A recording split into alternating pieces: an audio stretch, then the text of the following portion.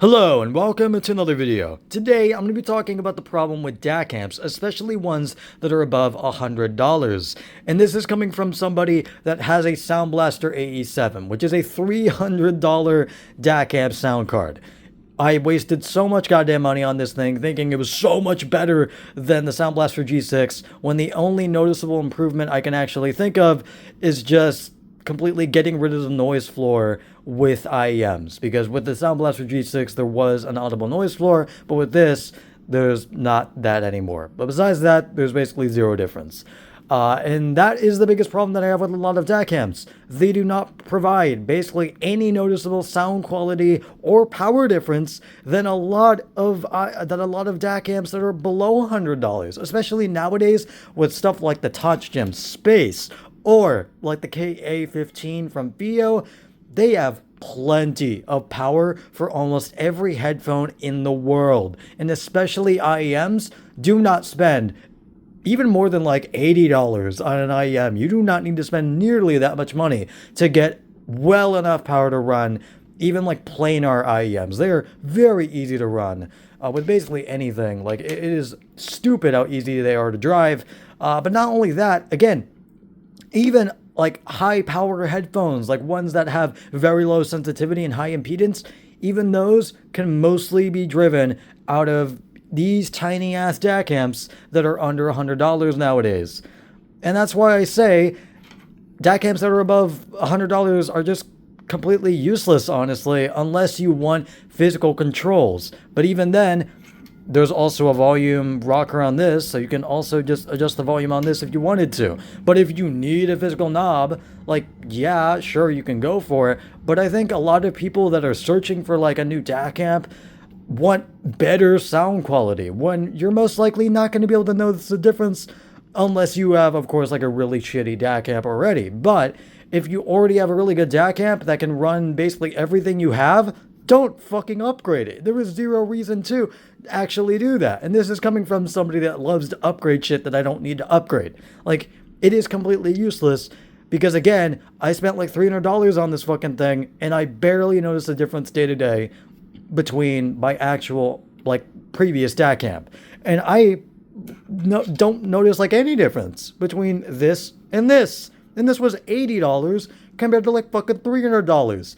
And actually, DAC amp sound cards are most of the time worse because not only can they just not fit in a lot of systems nowadays, especially with like the big fucking like RTX like 40 and 50 GPUs, but they also have a lot of electrical interference that can a lot of the time occur. Like, I've been like victim to that where, like, you know, I try to just play a game and I notice like a buzzing that comes out of my headphones. Yeah, that's because of electrical interference with the sound card, which is why if you are going to go for a DAC amp, just get an external one. Like, there's basically almost zero reason to go for a sound card nowadays, especially because, again, a lot of DAC amps, even the ones that are built in to computers, are perfectly fine and can run basically a lot of headphones. And I know, like, you know, you probably want something that can maybe run a little more than just the, you know, the onboard motherboard audio. But even then, like,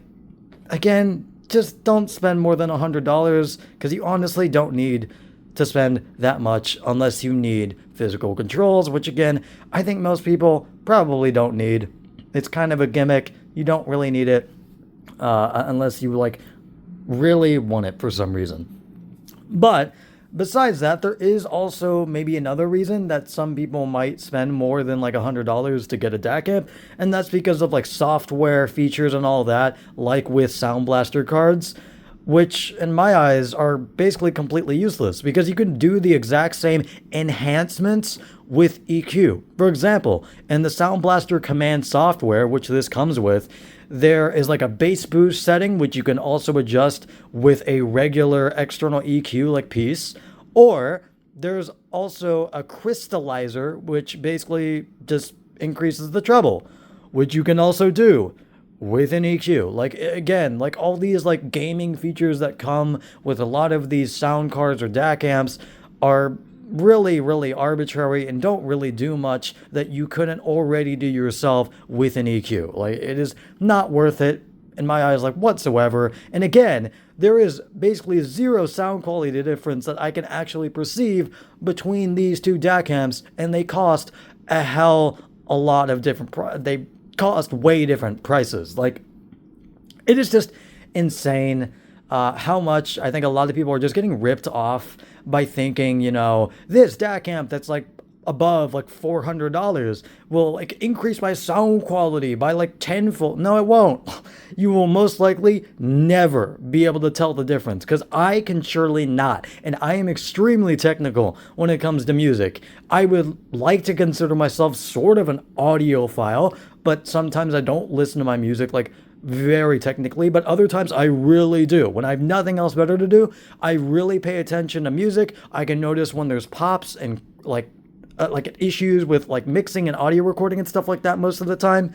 And again, even with that technical side of me, I can still not notice the difference between sound quality. Like, it is very minuscule. Like, you can basically not tell the difference whatsoever. Even like the most technical ears in the world, besides maybe a noise floor, can basically not be able to tell the difference. And I say noise floor because, again, with like really shitty DAC amps, they have a really audible noise floor. But with a lot of like even like $20 DAC amps that have like decent DAC chips in them, they don't really have an audible noise floor. Like, it's completely inaudible. So yeah, again, all these reasons, all these compounding reasons are the reasons why I say do not spend more than $100 on a DAC amp, because 99.9% of people do not need like more than like 500 milliwatts of power for 32 ohms. Like, that is so much power that you can run planars, you can run high impedance headphones, you can run anything in the fucking world with that. Like, basically anything. There are like 0.1% of people that might actually need a little more power than that. But besides that, that is basically it, and I will see you guys later. Goodbye.